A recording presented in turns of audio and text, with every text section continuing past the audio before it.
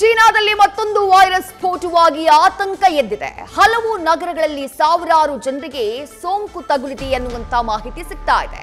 ತುಂಬಿ ತುಳುಕ್ತಾ ಇವೆ ಆಸ್ಪತ್ರೆಗಳು. ಸಾವಿನ ಸಂಖ್ಯೆ ಏರಿಕೆಯಾಗಿದೆ. Influenza A, HMPV, mycoplasma pneumonia, COVID-19 ನಂತಹ ವೈರಸ್ಗಳಿಗೆ ತತ್ತರಿಸಿದ್ದಾರೆ ಚೀನಾದ ಮಂದಿ.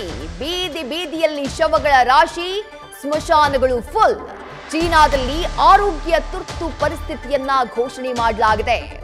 ಆವತ್ತು ಕೋವಿಡ್-19 ವೈರಸ್ ಇಡೀ ಜಗತ್ತನ್ನ ಕಾಡಿದಂತಹ ವೈರಸ್. ಆ ವೈರಸ್ನ ಮೂಲ ಚೀನಾ ಅನ್ನುವಂಥ ಆರೋಪ ಕೇಳಿಬಂದಿತ್ತು. ಅದಾದ ನಂತರ ಹಲವು ಅಧ್ಯಯನಗಳು ಹೌದು ಚೀನಾನೇ ಕೋವಿಡ್ ವೈರಸ್ನ ಮೂಲ ಅನ್ನೋದನ್ನ ಹೇಳಿದ್ವು. ಈಗ ಮತ್ತೊಮ್ಮೆ ಅದೇ ಚೀನಾದಲ್ಲಿ ಹಲವು ವೈರಸ್ಗಳ ಕಾಟದಿಂದ ಜನ ತತ್ತರಿಸಿದ್ದಾರೆ ಎನ್ನುವಂತ ಮಾಹಿತಿ ದೃಶ್ಯಗಳನ್ನ ಗಮನಿಸ್ತಾ ಇದ್ದೀರಿ. ಚೀನಾದಲ್ಲಿ ಆರೋಗ್ಯ ತುರ್ತು ಪರಿಸ್ಥಿತಿಯನ್ನ ಘೋಷಣೆ ಮಾಡಲಾಗಿದೆ. ಆಸ್ಪತ್ರೆಗಳು ಫುಲ್ ಆಗಿದ್ದಾವೆ. ಜನ ಮತ್ತೆ ಮಾಸ್ಕ್ ಧಾರಣೆಯನ್ನ ಮಾಡಿದ್ದಾರೆ. ಸ್ಮಶಾನಗಳು ಫುಲ್ ಆಗಿದ್ದಾವೆ ಎನ್ನುವಂತ ಆತಂಕಕಾರಿ ಅಪ್ಡೇಟ್ ಲಭ್ಯವಾಗ್ತಾ ಇದೆ.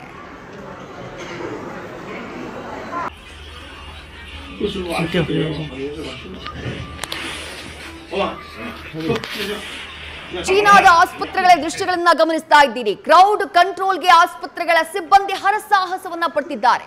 ಶವಾಗಾರ, ಸ್ಮಶಾನದಲ್ಲೂ ಕೂಡ ಜಾಗವಿಲ್ಲದಂತಹ ಆತಂಕಕಾರಿ ಪರಿಸ್ಥಿತಿ ಮತ್ತೆ ಚೀನಾದಲ್ಲಿ ನಿರ್ಮಾಣ ಆಗಿದೆ. Influenza A, HMPV, mycoplasma pneumonia, COVID-19 ನಂತಹ ವೈರಸ್ಗಳಿಗೆ ಚೀನಾ ಮತ್ತೆ ತತ್ತರಿಸಿದೆ ಅನ್ನುವಂತ ಮಾಹಿತಿ. ಕಳೆದ 3-4 ವರ್ಷಗಳ ಹಿಂದೆ ಚೀನಾದಲ್ಲಿ ಹುಟ್ಟಿದಂತಹ ಕೋವಿಡ್-19 ಹಲವು ಅಧ್ಯಯನ ವರದಿಗಳು ಇದನ್ನ ಖಚಿತಪಡಿಸಿದ್ವು. ಕೋವಿಡ್-19 ಇಡೀ ಜಗತ್ತನ್ನೇ ಕಾಡಿದಂತಹ ಮಹಾಮಾರಿ. ಆ ವೈರಸ್ ಹುಟ್ಟಿದ್ದು ಕೂಡ ಚೀನಾದ ಲ್ಯಾಬ್ ಒಂದರಲ್ಲಿ ಅಂತ ಹೇಳಿ ಅದಾದ ನಂತರ ಇಡೀ ಜಗತ್ತು ತತ್ತರಿಸಿ ಬಿಡ್ತು. ಈಗ ಮತ್ತೆ ಚೀನಾದಲ್ಲಿ ಪರದಾಟ ಆರಂಭ ಆಗಿದೆ. ದೃಶ್ಯಗಳಲ್ಲಿ ಗಮನಿಸ್ತಾ ಇದ್ದೀವಿ. ಆತಂಕಕಾರಿ ಪರಿಸ್ಥಿತಿ ವೈರಸ್ಗಳಿಂದಾಗಿ ನಿರ್ಮಾಣವಾಗಿದೆ. ಡೀಟೇಲ್ಸ್ ನಮ್ಮ ಪ್ರತಿನಿಧಿ ಚಂದ್ರಮೋಹನ್ ನೀಡ್ತಾ ಹೋಗ್ತಾರೆ. ಚಂದ್ರಮೋಹನ್, 3-4 ವರ್ಷಗಳ ಹಿಂದೆ ಚೀನಾದ ಲ್ಯಾಬ್ ಒಂದರಲ್ಲಿ ಹುಟ್ಟಿದ್ದು ಅಂತ ಹೇಳಲಾದಂತಹ ಕೋವಿಡ್-19 ನಿಂದ ಇಡೀ ಜಗತ್ತು ತತ್ತರಿಸಿ ಬಿಡ್ತು. ಮಾರಣ ಹೋಮ ಆಗ್ಬಿಡ್ತು. ಈಗ ಮತ್ತೆ ಚೀನಾದಲ್ಲಿ ಅಂಥದ್ದೇ ಸ್ಥಿತಿ ಅನ್ನುವಂತ ಮಾಹಿತಿ. ಕಾಡ್ತಾ ಇರುವಂತಹ ವೈರಸ್ ಯಾವುದು, ಯಾವ ರೀತಿಯಾದಂತಹ ಪರಿಣಾಮವನ್ನ ಅದು ಬೀರ್ತಾ ಇದೆ? ಹೌದು ವಿದೇಶಿ, ಮುಖ್ಯವಾಗಿ 5 ವರ್ಷಗಳ ಹಿಂದೆ ಚೀನಾ ದೇಶದಲ್ಲೇ ಮೊದಲ ಬಾರಿಗೆ ಕೋವಿಡ್-19 ವೈರಸ್ ಪತ್ತೆಯಾಗಿತ್ತು. ಅದು ಬಳಿಕ ಬೇರೆ ಬೇರೆ ದೇಶಗಳ ಇಡೀ ಜಗತ್ತನ್ನ ಆಕ್ರಮಿಸಿಕೊಂಡಿತ್ತು. ಇದರಿಂದಾಗಿ ವಿಶ್ವದ ಅನೇಕ ದೇಶಗಳಲ್ಲಿ ಜನ ಕೋವಿಡ್-19 ನಿಂದ ಸಾಯುವಂತ ಪರಿಸ್ಥಿತಿ ನಿರ್ಮಾಣ ಆಗಿ ಅನೇಕರು ತಮ್ಮ ಜೀವವನ್ನ ಕಳ್ಕೊಂಡ್ರು. ಆದ್ರೆ ಈಗ ಮತ್ತೆ ಅದೇ ಚೀನಾ ದೇಶದಲ್ಲಿ ಅನೇಕ ವೈರಸ್ ಗಳಿಂದಾಗಿ ಜನ ತತ್ತರಿಸಿ ಹೋಗಿದ್ದಾರೆ. ಈ ಬಾರಿ ಕೋವಿಡ್-19 ಮಾತ್ರ ಅಲ್ಲದೆ influenza A, HMPV, mycoplasma pneumonia ಸೇರಿದಂತೆ ಬೇರೆ ಬೇರೆ ವೈರಸ್ ಗಳಿಂದಾಗಿ ಚೀನಾದ ಜನ ತತ್ತರಿಸಿ ಹೋಗಿದ್ದಾರೆ. ಈ ವೈರಸ್ ಗಳಿಂದ ತತ್ತರಿಸಿರುವಂತಹ ಅನಾರೋಗ್ಯಕ್ಕೀಡಾಗಿ ಜನ ಮಾಸ್ಕ್ ಗಳನ್ನ ಹಾಕೊಂಡು ಆಸ್ಪತ್ರೆಗೆ ಬಂದು ಚಿಕಿತ್ಸೆಯನ್ನು ಪಡೆಯುವಂತ ಪ್ರಯತ್ನವನ್ನು ನಡೆಸ್ತಾ ಇದೆ. ಈಗ ಚೀನಾದಲ್ಲಿ ಜನರೆಲ್ಲರಿಗೂ ಕೂಡ ಮಾಸ್ಕ್ ಅನ್ನ ಧರಿಸೋದನ್ನ ಮತ್ತೆ ಕಡ್ಡಾಯ ಮಾಡಲಾಗಿದೆ. ಜೊತೆಗೆ ಆಗಾಗ್ಗೆ ಕೈಯನ್ನು ಕೂಡ ತೊಳ್ಕೊಳ್ಬೇಕು ಅಂತ ಹೇಳಿ ಜನರಿಗೂ ಕೂಡ ಸೂಚನೆಯನ್ನ ಮಾಡಲಾಗಿದೆ.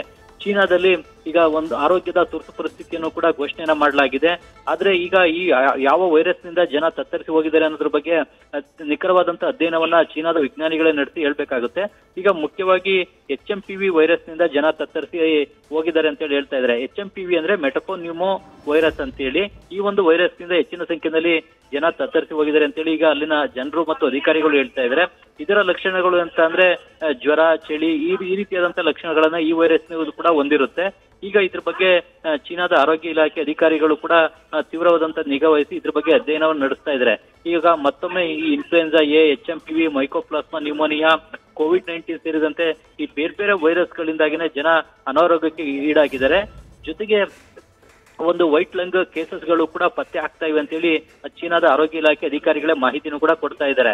ಮುಖ್ಯವಾಗಿ ಈ ವೈರಸ್ ಗಳಿಂದಾಗಿ ಈಗ ಚೀನಾದಲ್ಲಿ ಮತ್ತೆ ಜನ ಸಾವನ್ನಪ್ತಾ ಇದ್ದಾರೆ ಅನ್ನೋ ಒಂದು ಮಾಹಿತಿ ಕೂಡ ಬಂದಿದೆ. ಆದ್ರೆ ಈಗ ಇದನ್ನ ಅಧಿಕೃತವಾಗಿ ಚೀನಾ ಘೋಷಣೆಯನ್ನ ಮಾಡಿಲ್ಲ. ಮುಖ್ಯವಾಗಿ ಚೀನಾದಲ್ಲಿ ಈ ರೀತಿಯಾದಂತಹ ಯಾವುದೇ ಪರಿಸ್ಥಿತಿ ಬಂದರೂ ಕೂಡ ಅದನ್ನ ಹೊರ ಜಗತ್ತಿಗೆ ಘೋಷಿಸೋದಾಗ್ಲಿ, ಅದ್ರ ಬಗ್ಗೆ ಅಧಿಕೃತ ಮಾಹಿತಿಯನ್ನ ನೀಡೋದಾಗ್ಲಿ ಚೀನಾ ಮಾಡೋದಿಲ್ಲ. ಬದಲಿಗೆ ಅದನ್ನ ಮುಚ್ಚಿಡುವಂತ ಕೆಲಸವನ್ನೇ ಮಾಡುತ್ತೆ. ಏಕೆಂತಂದ್ರೆ ಚೀನಾದಲ್ಲಿ ಈ ರೀತಿಯಾದಂತಹ ವೈರಸ್ಗಳು ಬಂದ್ರೆ ಚೀನಾಕ್ಕೆ ಒಂದು ಕೆಟ್ಟ ಹೆಸರು ಬರುತ್ತೆ ಅನ್ನೋ ಕಾರಣಕ್ಕಾಗೋ ಅಥವಾ ಬೇರೆ ಯಾವುದೋ ಕಾರಣಕ್ಕಾಗೋ ಇದ್ರ ಬಗ್ಗೆ ಅಧಿಕೃತವಾದಂತಹ ಮಾಹಿತಿಯನ್ನ ಬೇರೆ ದೇಶಗಳಿಗೆ ನೀಡೋದಾಗ್ಲಿ, ಮತ್ತೆ ಬೇರೆ ದೇಶಗಳಿಗೆ ಈ ಬಗ್ಗೆ ಅಲರ್ಟ್ ಮಾಡೋದಾಗ್ಲಿ ಕೆಲಸವನ್ನ ಚೀನಾ ಮಾಡೋದಿಲ್ಲ. ಈ ಹಿಂದೆನೂ ಕೂಡ ಮಾಡಿರ್ಲಿಲ್ಲ. ಈಗಲೂ ಅದೇ ಕೆಲಸವನ್ನ ಚೀನಾ ಮುಂದುವರಿಸ್ತಾ ಇದೆ. ಆದ್ರೆ ಈ ಒಂದು ವೈರಸ್ ಗಳಿಂದಾಗಿ ಜನ ಅನಾರೋಗ್ಯಕ್ಕೀಡಾಗಿ ಆಸ್ಪತ್ರೆಗಳಿಗೆ ಬಂದು ದಾಖಲಾಗ್ತಾ ಇದ್ದಾರೆ. ಆಸ್ಪತ್ರೆಗಳು ಈಗ ಜನರಿಂದ ತುಂಬಿ ತುಳುಕ್ತಾ ಇವೆ ವಿದೇಶಿ. ಚಂದ್ರಮೋಹನ್, ಕಳೆದ ಬಾರಿ ಕೋವಿಡ್-19 ಚೀನಾದಲ್ಲಿ ಹುಟ್ಟಿದಂತಹ ಕೋವಿಡ್-19ನಿಂದಾಗಿ ಇಡೀ ಜಗತ್ತು ಅನುಭವಿಸಿದಂತಹ ಆ ಮರಣ ಮೃದಂಗ ಕಣ್ಮುಂದೆನೇ ಇದೆ. ರಾಜ್ಯದಲ್ಲೂ ಕೂಡ ಸಾಕಷ್ಟು ಸಾವು ನೋವುಗಳು ಸಂಭವಿಸಿತು. ಇಡೀ ದೇಶದಲ್ಲೂ ಕೂಡ ನೂರಾರು ಸಂಖ್ಯೆಯಲ್ಲಿ ಜನ ಪ್ರಾಣ ಕಳ್ಕೊಂಡ್ರು. ಈಗ ಚೀನಾದಲ್ಲಿ ಕಾಣಿಸಿಕೊಂಡಿರುವಂತಹ ವೈರಸ್ ಎಷ್ಟು ಮಾರಣಾಂತಿಕವಾಗಿದೆ ಅನ್ನೋದ್ರ ಬಗ್ಗೆ ಏನಾದರೂ ಮಾಹಿತಿ ಸಿಗ್ತಾ ಇದೆಯಾ? ಎಷ್ಟು ಸಾವುಗಳು ಇದುವರೆಗೆ ಸಂಭವಿಸಿದೆ ಅನ್ನೋದ್ರ ಬಗ್ಗೆ ನಿಖರವಾದಂತಹ ಡೀಟೇಲ್ಸ್ ಏನಾದರೂ ಲಭ್ಯವಾಗ್ತಾ ಇದೆಯಾ ಚಂದ್ರಮೋಹನ್? ಮುಖ್ಯವಾಗಿ ವಿದೇಶಿ ಈಗ ಈ ಒಂದು ವೈರಸ್ಗಳಿಂದಾಗಿ ಎಷ್ಟು ಜನ ಸಾವನ್ನಪ್ಪಿದ್ದಾರೆ ಏನು ಅನ್ನೋದ್ರ ಬಗ್ಗೆ ಅಧಿಕೃತವಂತ ಯಾವುದೇ ಮಾಹಿತಿಯನ್ನ ಚೀನಾ ನೀಡ್ತಾ ಇಲ್ಲ. ಆದ್ರೆ ಚೀನಾದ ನ್ಯಾಷನಲ್ ಡಿಸೀಸ್ ಕಂಟ್ರೋಲ್ ಮತ್ತು ಪ್ರಿವೆನ್ಷನ್ ಅಡ್ಮಿನಿಸ್ಟ್ರೇಷನ್ ಈಗ ಒಂದು ಲ್ಯಾಬೊರೇಟರಿಗಳಿಗೆ ಒಂದು ಲ್ಯಾಬ್ ನಲ್ಲಿ ಪರೀಕ್ಷೆನ ಮಾಡೋದ್ರ ಬಗ್ಗೆ ಒಂದು ಪ್ರೊಸೀಜರ್ ಅನ್ನ ನೀಡಿದೆ. ಅದ್ರ ಪ್ರಕಾರವೇ ಪರೀಕ್ಷೆಗಳನ್ನ ಮಾಡಿ ಒಂದು ವರದಿಯನ್ನ ಅಲ್ಲಿನ ಸರ್ಕಾರಕ್ಕೆ ಮತ್ತು ಆರೋಗ್ಯ ಇಲಾಖೆಗೆ ನೀಡಬೇಕಾಗುತ್ತೆ ಅಂತೇಳಿ ಚೀನಾದ CCTV ಅನ್ನುವ ನ್ಯೂಸ್ ಚಾನಲ್ ವರದಿಯನ್ನ ಮಾಡಿದೆ. ಮತ್ತು ಇದಕ್ಕೆ ಸಂಬಂಧಪಟ್ಟಂತೆ ಈಗ ಡಿಸೆಂಬರ್ 16ರಿಂದ 22ರವರೆಗೂ ಕೂಡ ಈ ಒಂದು ವೈರಸ್ಗಳು ಹರಡ್ತಾ ಇವೆ ಮತ್ತು ಜನ ಕೂಡ ಅನಾರೋಗ್ಯಕ್ಕೀಡಾಗಿ ಆಸ್ಪತ್ರೆಗೆ ದಾಖಲಾಗಿದ್ದಾರೆ ಅನ್ನೋ ಒಂದು ಮಾಹಿತಿಯನ್ನ ಅಫಿಷಿಯಲ್ ಆಗಿ ರಿಲೀಸ್ ಮಾಡಲಾಗಿದೆ. ಆದ್ರೆ ಎಷ್ಟು ಮಂದಿ ಸಾವನ್ನಪ್ಪಿದ್ದಾರೆ ಹೇಗೆ ಅನ್ನೋದ್ರ ಬಗ್ಗೆ ಯಾವುದೇ ಮಾಹಿತಿಯನ್ನ ಇದುವರೆಗೂ ಕೂಡ ಬಿಡುಗಡೆ ಮಾಡಿಲ್ಲ. ಆದ್ರೆ ಈ ಒಂದು ಚಳಿಗಾಲದ ಸಂದರ್ಭದಲ್ಲಿ ಈ ರೀತಿಯಾಗಿ ವೈರಸ್ಗಳು ಹರಡ್ತಕ್ಕಂಥದ್ದು ತೀವ್ರವಾಗುತ್ತೆ. ಈ ಕಾರಣಕ್ಕಾಗೂ ಕೂಡ ಚೀನಾದಲ್ಲಿ ಒಂದು ಚಳಿಗಾಲದ ಸಂದರ್ಭದಲ್ಲಿ ವೈರಸ್ಗಳ ಹರಡುವಿಕೆ ತೀವ್ರವಾಗಿ ನಡೀತಾ ಇದೆ. ಇದರಿಂದಾಗಿನೇ ಜನ ಅನಾರೋಗ್ಯಕ್ಕೆ ಈಡಾಗಿರ್ಬೋದು ಅನ್ನೋತಕ್ಕಂತಹ ಮಾಹಿತಿಯನ್ನು ಕೂಡ ಚೀನಾದ ಆರೋಗ್ಯ ಅಧಿಕಾರಿಗಳು ನೀಡ್ತಾ ಇದ್ದಾರೆ.